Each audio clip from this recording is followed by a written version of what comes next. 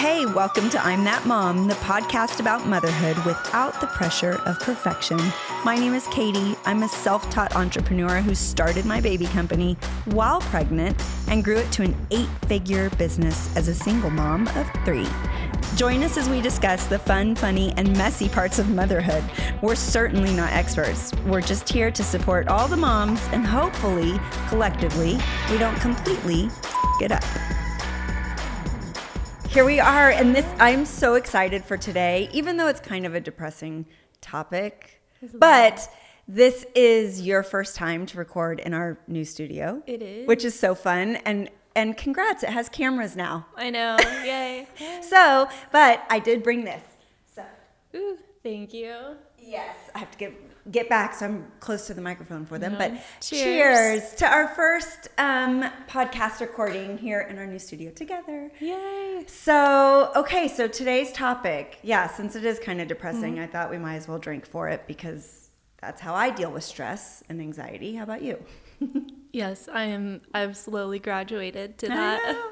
Okay, so we talk a lot about babies, and we talk a lot about pregnancy, and we talk about families and marriage and like all the things, but we haven't yet covered postpartum. Yes. And we're not talking baby blues, right? Like I read that 85% of women get the baby blues after childbirth. So that's basically everybody. Yep. And I think it said baby blues can only last up to 2 weeks. It's, sadness, crying, feeling overwhelmed, anxiety. It's a lot of change happening. A lot of change. You spend like 9 months, gearing up for this moment of childbirth, right? And everything is exciting and you can't wait to meet your baby. And it's just this rush of emotions. And then the second the baby comes out, it's completely overwhelming and another rush of emotions, coupled with no sleep and, complete mind numbingness, drink, right? Like all the things. But the baby blues only last 2 weeks. And I think that's kind of a big thing and something, I know that you can talk about too, because you've got 2 little ones. Yes. But it's kind of crazy that like you can go into it and have the baby blues and then it, can turn into this much bigger thing. Yeah, and I don't know, those 85%, like the other 15%, they might be lying a little bit too. Like maybe like, oh, it's not that bad, it's nothing. No, they're definitely lying. Yeah. Or they're drinking. Oh my One gosh. of the two. One of the two. I can even remember back that it was, you're just exhausted. And I remember crying. Like it's that, overwhelming feeling. And part of it is joy. And then part of it is just, it's your hormones. You wake up a sweaty mess.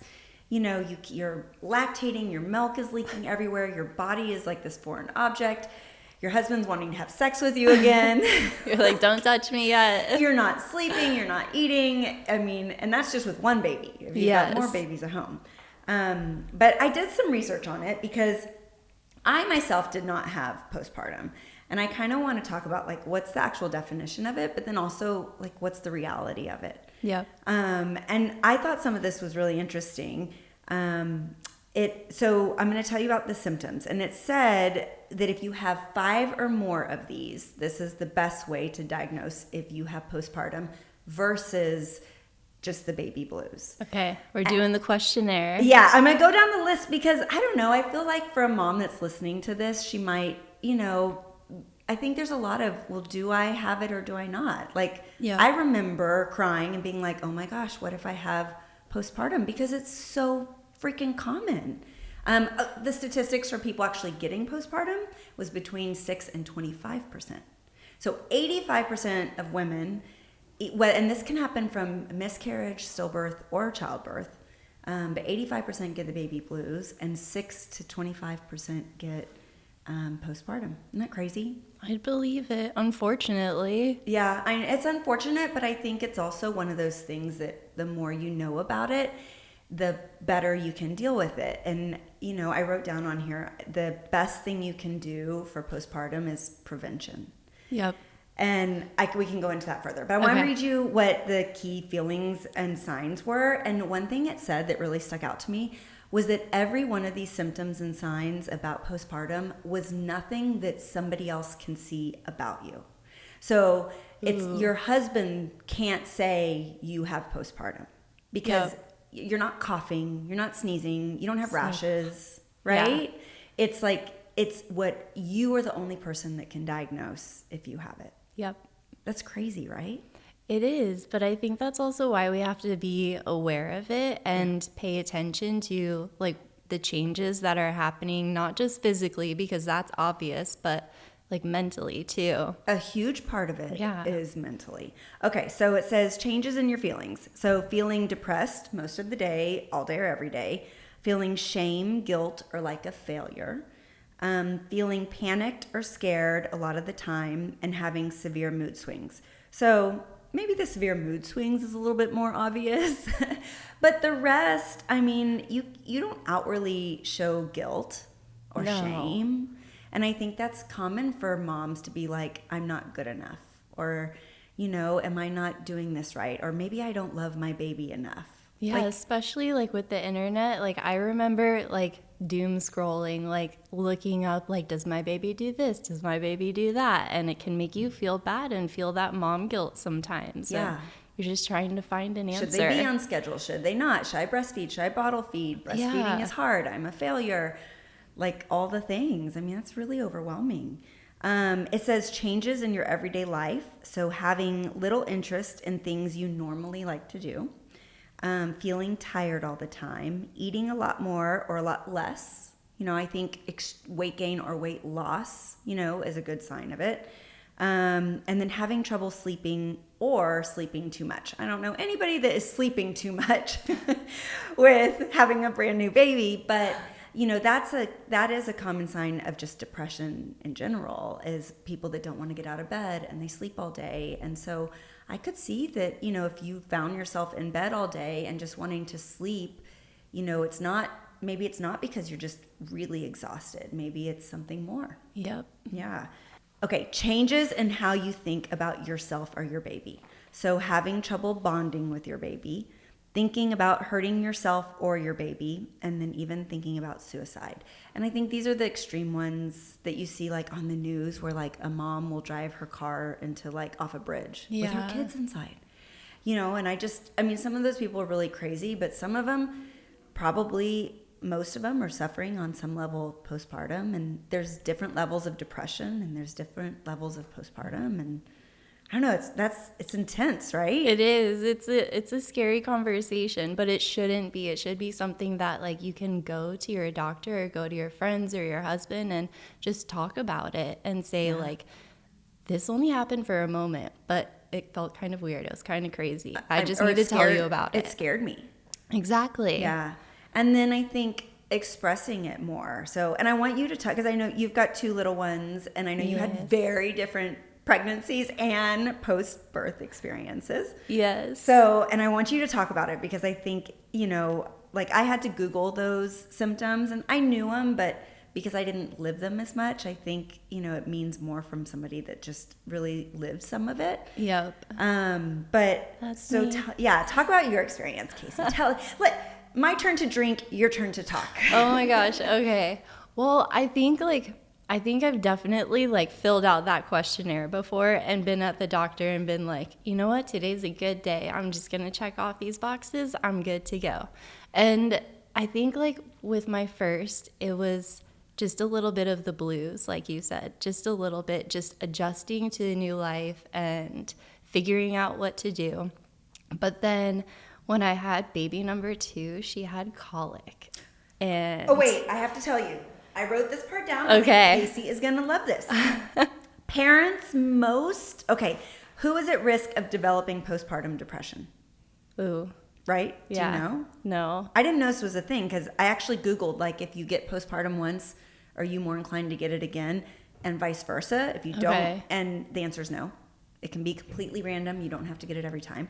But people that are at most risk are people with a lot of other stress in their lives. Okay, well, everyone raises their hand. Yeah. Parents of a sick or colicky baby. Oh, hey. Hey, it's me. People who had depressive episodes before or during pregnancy, and those with not enough support from their spouse, family, or friends.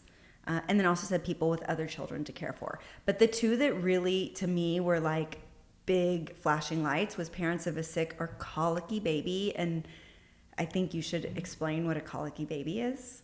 And then the other one is those with not enough support from their spouse, family, and friends. And, you know, we talk a lot about it being like it takes a village, and I think that's part of it. But tell us about your colicky, adorable person. Now she's like your dream child. I know. And she's now perfect. she's like the angel baby. It's crazy how like, man, yeah, even that alone, like now I love her so much, and I always have. But like in the beginning, it was so tough because we would just hit this period in the afternoon with her colic where nothing made her happy. Like literally nothing. Like she was screaming? Yes, like screaming. And it was, I mean, as a mom, that's when you start to feel like that guilt kick in because you're trying everything you can think of, everything you can find on the internet, and she won't stop crying.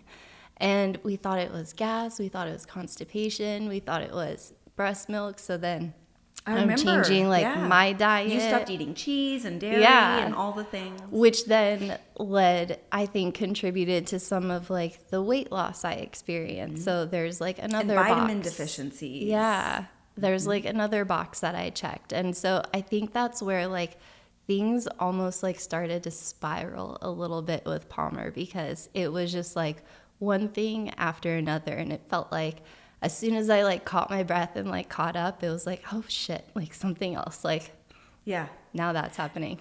Yeah.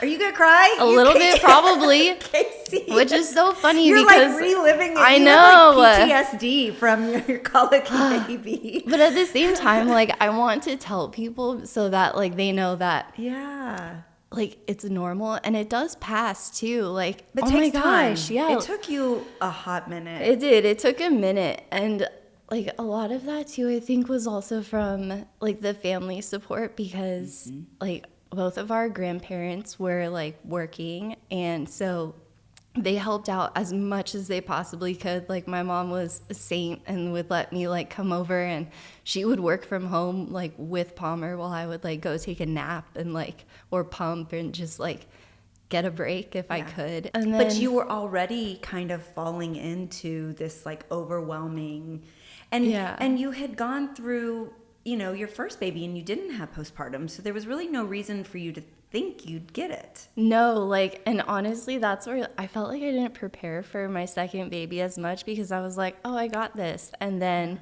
when things didn't go according to plan, I like lost my mind because I love plans. I love checklists. I love organizing, like just trying to find a rhythm and try to get ahead on things. And you were living in chaos. Yeah, and I still am. Like, it's so funny. Like, I try so hard to, like, be on time or, like, get ahead, and they find a way every time to just, like, send it off course.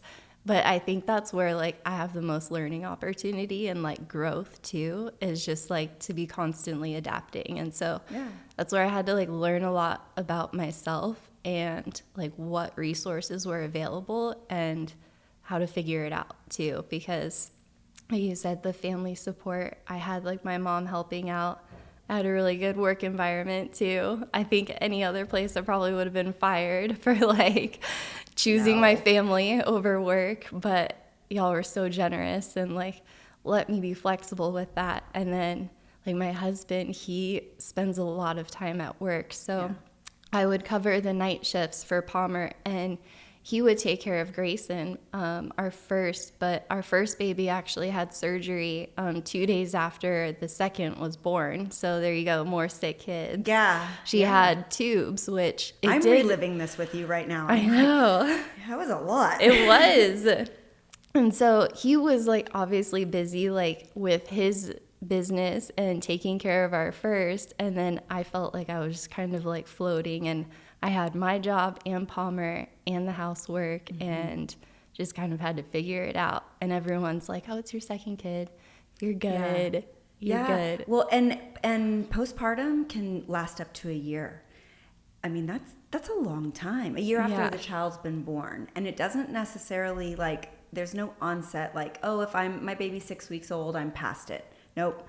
It doesn't happen like that. No, and this was drawn out because I think like Palmer's colic lasted for like 3 or 4 months. Like she didn't kick it until the summertime. Yeah. And even then that was tough. So what was the like trigger that made you kind of think like, I need to go get help or talk to somebody about this? Like at what point did you stop convincing yourself it wasn't just the baby blues and maybe you needed extra help with it?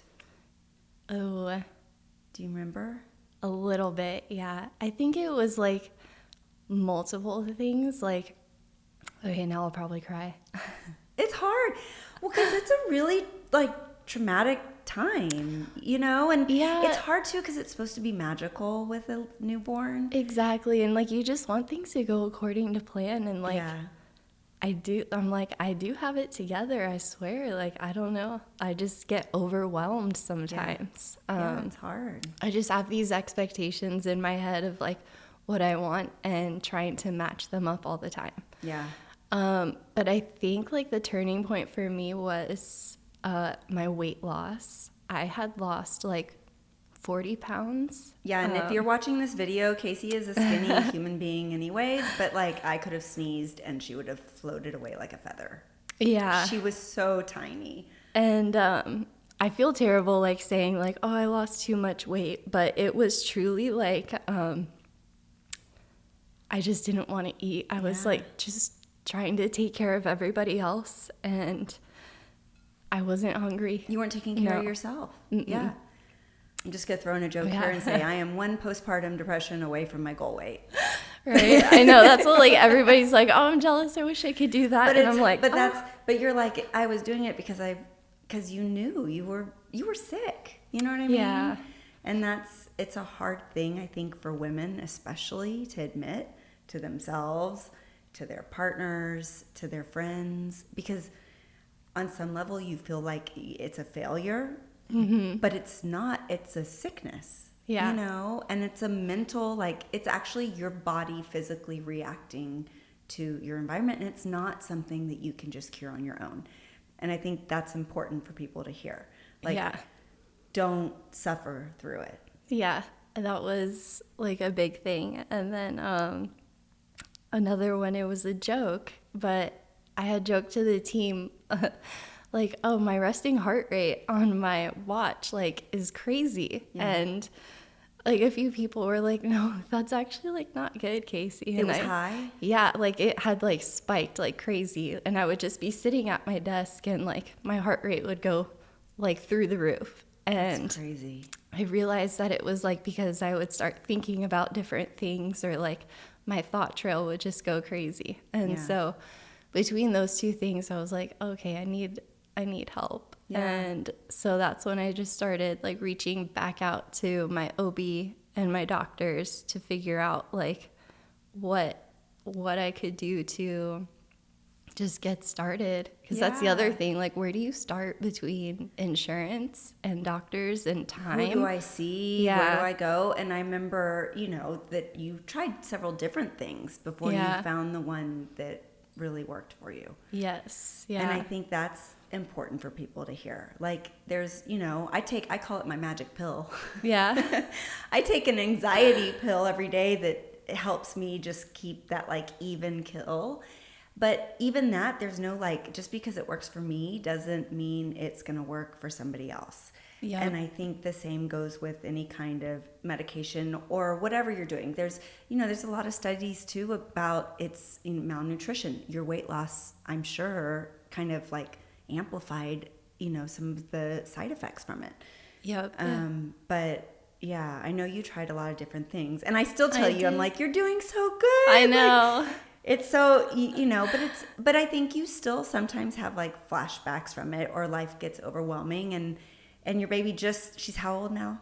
She's 1.5 years now. Yeah. So I feel like honestly we're finally like on the other side of it, because like I have been like gaining weight again, taking the right medicine, like finding just, I don't know. We're getting there. Yeah. We're getting there. Yeah. I think it's awesome. I think it's awesome because you made the decision to, make yourself better. Yes. And I think there's probably a lot of people that are just dealing with this internally. When you told your husband about it, was he open to it, or was he like, oh no, it's just in your brain? No, I think like he saw it too, because there were like I feel like when you have problems like that with yourself, like they kind of manifest in other relationships too. And so that they affect other relationships. It came out like with him, because I would get so frustrated of like, I had almost like borderline OCD. Like I'd rather just do it myself, but then I would get distracted and things would get halfway done. And so he was like, yes, please, like go do that. And but he supported you in getting help with it. He didn't because I do think some spouses or friends will be like, no, it's all in your head. Yeah, because they can't see that you have a rash all over your body or that you're sick or coughing. And some people, there's different levels of it, and I think some probably hide it better than others. And no, he definitely encouraged it. That's awesome. That's good. So I think after I like got my doctors in order and started some new medication, I know my husband and I, we made a concentrated effort to also spend more time together one-on-one, because I think that's something that I realized made me really happy, is just quality time with people where there's no task that has to be done. There's no expectation or anything. You just get quality time. So that's your love language. It is. It's mine. It is. And so we've been focusing a lot on that, where we have set date nights, and then I spend a lot more time with my friends now too. Yeah. And I remember when you were going through all this, and you were, because we talked about it a lot, when you were going through your waves of it, and you went out with your girlfriends, and I want to say something chaotic happened that day, and you were like, I'm still going. I feel like Grayson got sick, or probably, or daycare called or something, and you were like, no, I'm still going. And then you just went out and had dinner and drinks with your friends, and you had the best time. And the next day I remember you being lit up, because I think it filled your cup. Yes, it did. And I think that was important for me to remember, going out with my mom friends. They are going through it too, and it's not something I should hide from them.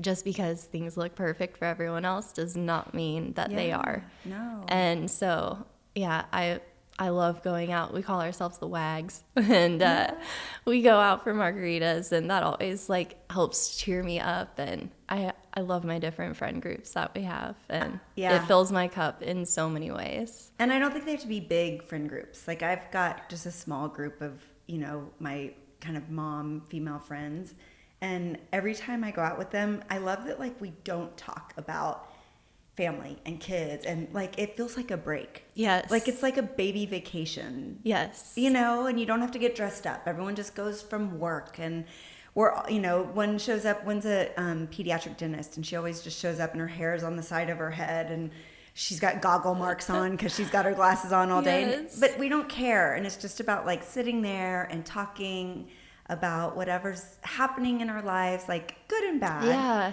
I think that's been the best for me. And also just reconnecting with people too. Yeah. I think I've been really grateful for my friends that hold space for when I was gone and when I was depressed and not reaching out, and people that just welcomed me right back and said that's okay. What's been going on? Yeah. And those are the best kinds of friends. They are. They are. What about going back to work? How did that help or hurt it? Because you worked from home for a little bit. And then you came back in the office and transitioned kind of part-time home and work. And then you were back in full-time. Yeah. Talk about, and you don't have to filter it. No, I know. Well, it's funny because that's it's a touchy topic at home, because my husband, he wants he wants you to stay at home. He wants the stay-at-home wife and the house to be perfect. So I understand that, but I love working and I love my job so much, and I'm like slightly addicted to it in a way because I just love I like seeing results. That's just me as a person. And what I do at work allows me to see that every day. Yeah. And so like going back to work to me was very satisfying because it was something that I knew I was good at and I could get it done. But at the same time, it felt like I was like leaving things at home undone. Mm-hmm. And so I did have to like battle with that. But that's also where like I learned to let go in a couple of different ways. And so I think like I sacrificed like house chores. So like I've outsourced like different parts of the household where like to help balance your sanity. Yeah, like we found a way to like get a housekeeper and get some help with laundry so that I'm not, or my husband and I are not in the laundry room for like 3 hours every weekend, like trying to get things done. And that allows us to also like spend more time with each other and with the kids, which that's what makes me happy. So to me, like going back to work meant that I could have more time at home with my kids in a weird way. Yeah. Where we're all happy and we're all satisfied with like what we're contributing to the household. Yeah, I love that. I remember going back to work and it just feeling like it was a break from the chaos. Yeah. Right? So like people talk about like work-life balance, and for me the most balance I had was being able to step out of the home and come to work to create something where I felt like I was contributing, and then going back, like what you're saying, and feeling like, okay, now I can focus just on kids. Yes. And I think too, and not that every mom has to go back to work, because for sure that's a personal choice. And I think the second your babies are born, I feel like like I'm meant to be a stay-at-home mom. Like all I want to do is like make lunches and do baby stuff. I don't know, all the things. Yeah. Or there's the women, they're like, I want to do both. And I need to have something that I'm achieving outside of the home, whatever it is. So, and for me, sitting at home was kind of depressing. Like, one, there's no good TV on during the middle of the day, just so everyone knows. No. And I could only lay in bed for so long. Like, I'm not a good napper. So getting out of the house, like even taking my kids to Target and walking around or having some kind of social interaction gave me that rush of like emotions that kind of took me out of the dark space. Yes, absolutely. Right? And I think that maybe, I want to believe that helped you a little bit. Like being able to step out of it and learn that some things can be undone. Nothing has to be perfect, all the things. Absolutely. It was like even just working from home, like that would like get me up and like get me focused for the day, or like knowing that you have to go somewhere, go to the office, like that helps, because otherwise like you can get sucked into like the newborn snuggles in the dark and like just stay there all day. Yes, and then it gets overwhelming. Like, do I do laundry? Do I do dishes? Do I cook? And then you get in that headspace with the load, right? That's in every mom's head of, well, should they already be crawling? Should they be doing this? Like, have I lost enough weight? And it just, maybe for me, like coming back in the office helped me not focus on some of that stuff. Oh my gosh. Okay, well, this was nice. I'm so glad that you shared your story. I think people need to hear it, and they need to hear the like rawness of it, right? Yeah. Like it's very real. It is, and I just hope somebody can at least relate to it a little bit and just know that you're not alone in those feelings, and just if you do need help, don't be afraid to ask for it either. Yeah, I love that. Thank you so much for listening today and joining us. We can't wait to bring you more stories and hopefully more laughs next episode. So make sure to subscribe, follow us on social media, and stay tuned for more. And as always, follow us and shop at cadenlane.com.